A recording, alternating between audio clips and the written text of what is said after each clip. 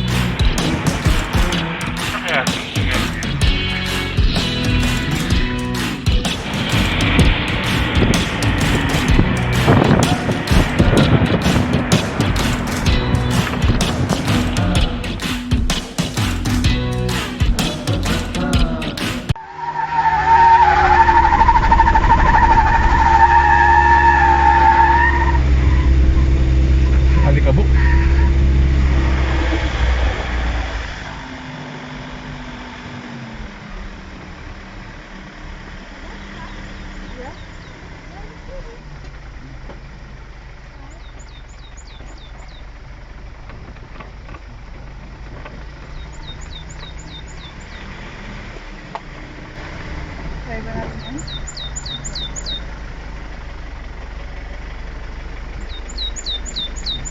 Ha?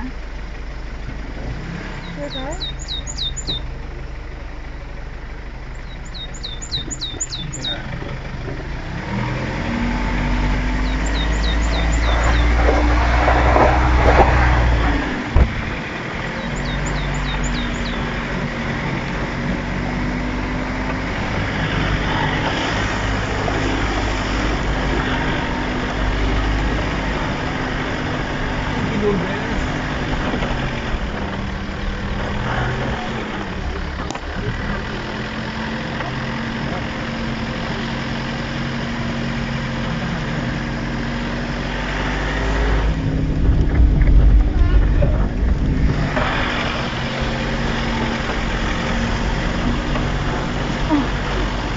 Oh my God, ang galing mo, Lourdes.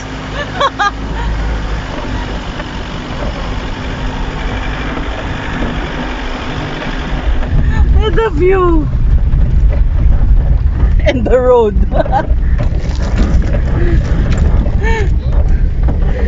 Nakakaloka. Ayan po. It's a different route. Saan tayo ngayon?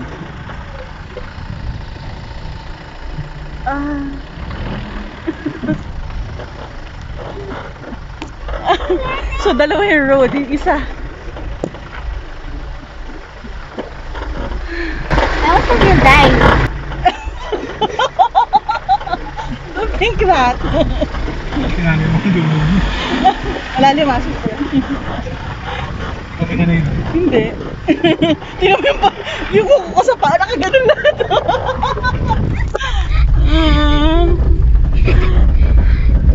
So where?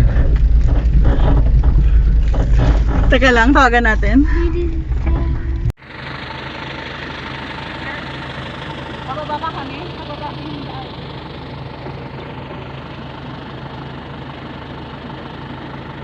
Diretso pa kasi parang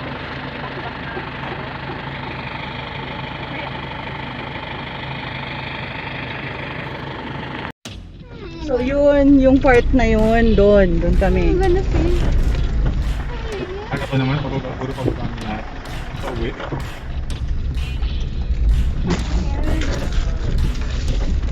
Sabi niya, wag lang daw uulan.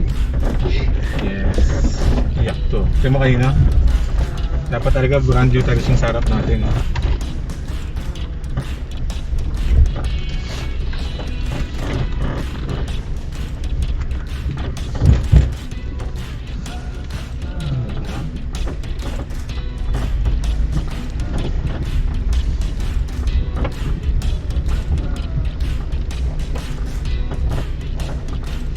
This rock looks like crazy. Ano, parang di kaya na yan. Ha? Parang di kaya. Huwag na natin ipilit, balik na tayo. Oo, parang di kaya ka ito. Oo. Ito yun, no? I'm gonna find this one. Sige na nga, dito na. Go, Lourdes. gosh, for this. Atras na tayo.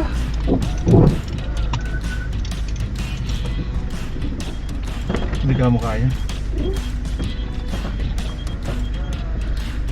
Let's just come here.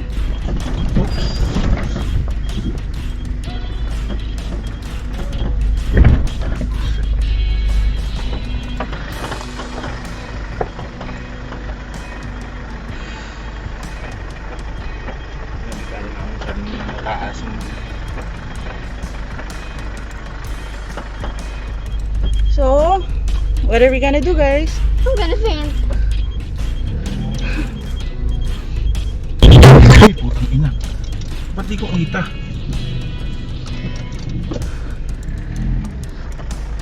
Gusto mo bumaba ako? Sige nga.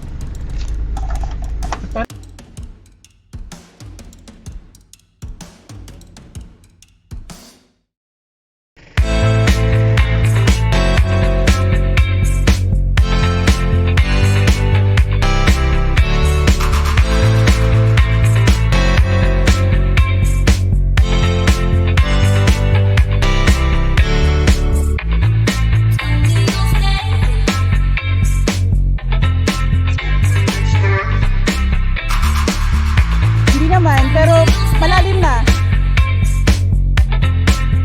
Bumaba na yung gulong mo.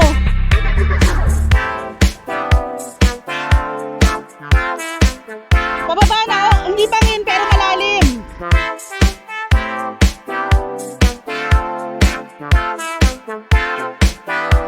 Lalong nagigiba yung lupa.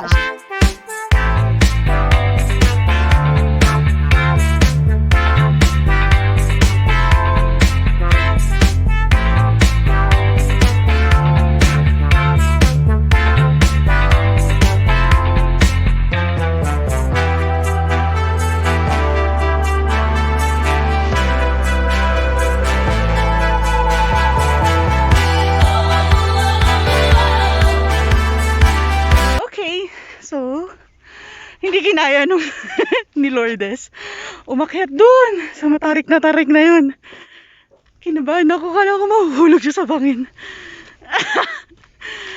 Shalo, were you scared? I was so scared. This cat is so. She was so scared, she almost cried. Okay, off to adventure. See you later. Ay, we're walking pala. Tatay wanted to make sure na makaahon yung van. That's Lourdes. Lourdes the survivor. Pinilit namin abutin yung Mount Kalugong. 4x4 lang talaga yung kaya. Kaya yung may-ari ang tanong sa amin, 4x4 ba kayo? Feeling namin talagang sasayad yung ilalim niya eh. Well, sumayad. Ayun, sumayad na nga. Kung tinuloy ko pa, malamang last pag may ilalim yan. Buti nakabalik pa kami, nakatras pa. Buti macho. Si nanay, nagtulak. Dahil lumubog na yung front wheel eh. Yung kanan. So wala na talagang ano. Shalo almost cried. Dito na lang kami. Magka-camp siguro. See you soon. Para hindi masayang ang effort namin sa pag-akyat, naisipan naming mag-camp na dito. Pero habang nagsiset up at hindi pa man namin na ibaba lahat ng kailangan, dumilim ang kalangitan. At alam namin na kapag abutan kami ng ulan dito, mas mahihirapan kaming lumabas. Kaya, hindi na kami tumuloy at nagplano na lang ng ibang lakad. We are at Longnong Road, Trinidad, going to Baguio. Iwas traffic dito po. Saka mas malamig dito kasi mas mataas, mas mapog. Hindi pa siya ganun ka-traffic. Checkpoint tayo. I don't get what's called. Pag diniretso yan, La Union. Hindi na kumabot sa dito. Dito fog.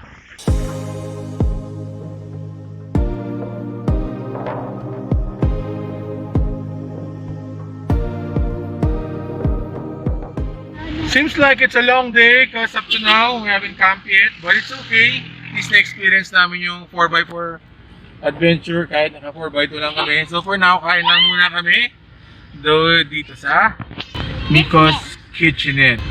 Pansit, Batil, Patong, and Eatery. So, pakita naman yung food sa inyo. Nandito tayo sa La Trinidad. Ay, parang sarap ng sabaw. Thank you so much po. Ito ang aming batil patong. Ito na lang sa akin. Palabok, 55 pesos. Pansit batil patong, 60 pesos. So, saan kami napadpad? Abangan sa next episode kung saan ang magandang lugar na ito. Dito muna kami mag-overnight swimming at matutulog. Kaya huwag niyo po sanang kalimutang mag-subscribe at i-click ang notification bell para maging updated sa aming mga videos. Paki-like and share na din po. Maraming salamat!